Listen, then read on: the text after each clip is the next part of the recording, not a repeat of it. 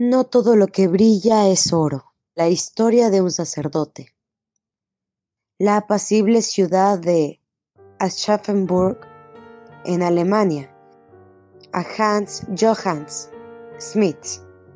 En el año de 1881, desde temprana edad, Schmidt dejó en claro sus deseos de convertirse en un sacerdote, cuando a manera de broma se disfrazaba y pretendía celebrar misas en el patio de la casa. Su madre apoyaba sus primeros pasos en el mundo religioso y llegó a confeccionarle una sotana blanca como la utilizada por los testigos de fe. Por eso, no fue ninguna sorpresa cuando Hans ingresó al seminario apenas llegó a la adolescencia. Pero predicar la palabra del Todopoderoso no era la única pasión de este joven. Solía ir a perder el tiempo en el matadero de la ciudad, observando el sacrificio de los animales. Mucho tiempo después, se supo que Hans sentía placer cuando observaba escenas violentas. Se ordenó como padre apenas a los 25 años y fue enviado a una iglesia de la religión. Sin embargo, inició con el pie izquierdo. Tenía conflictos con sus superiores y fue trasladado a otra iglesia, situación que se repitió al menos en 4 ocasiones. En la cuarta iglesia a la que sirvió, Hans fue acusado de falsificar documentos y lo llevaron frente a un tribunal. Sin embargo, el juez se dejó convencer por los pretextos del joven padre, que aseguró tener problemas psicológicos. El único castigo que recibió fue la suspensión para ejercer el sacerdocio.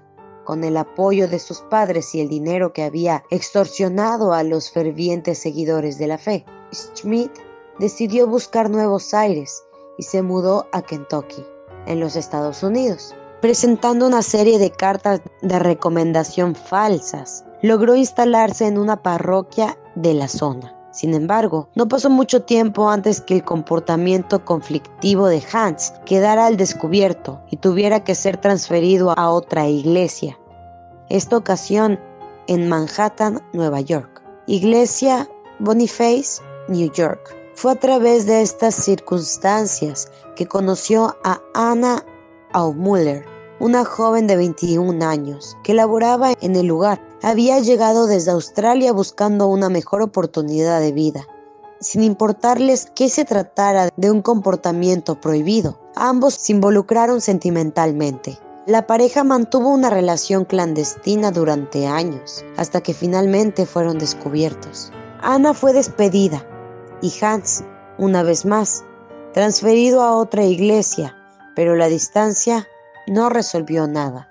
Ambos querían demostrarle al mundo que para el amor no existen impedimentos.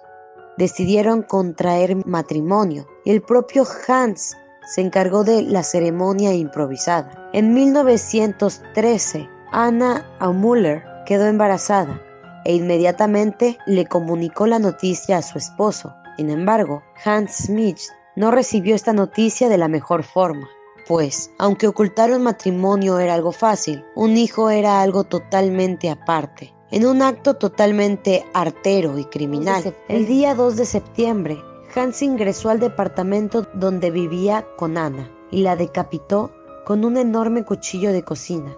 El sacerdote también se tomó la molestia de descuartizar a su esposa, envolver las partes en sábanas y arrojarlas al río Hudson. 3 días después de aquel atroz asesinato, un par de jóvenes que recorrían los márgenes del río observaron una sábana flotando en la superficie del agua y, movidos por la curiosidad, decidieron sacarla para revisar su contenido. Tras descubrir que se trataba de un cadáver humano cercenado, avisaron a la policía.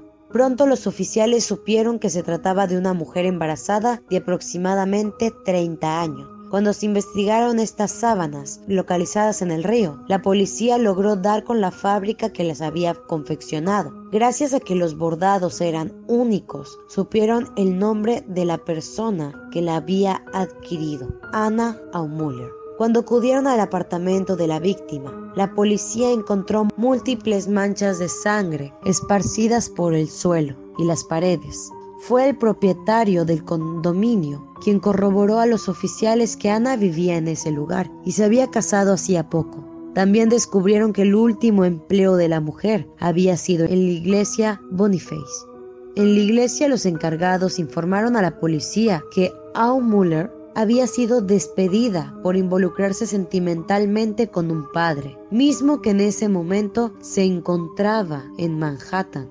Hans Smith no soportó la presión y terminó entregándose a la policía. No solo se declaró culpable por el homicidio, sino que además proporcionó detalles sobre sus falsificaciones, entre las que se incluían un diploma de medicina, profesión que ejercía sin permiso ni instrucción.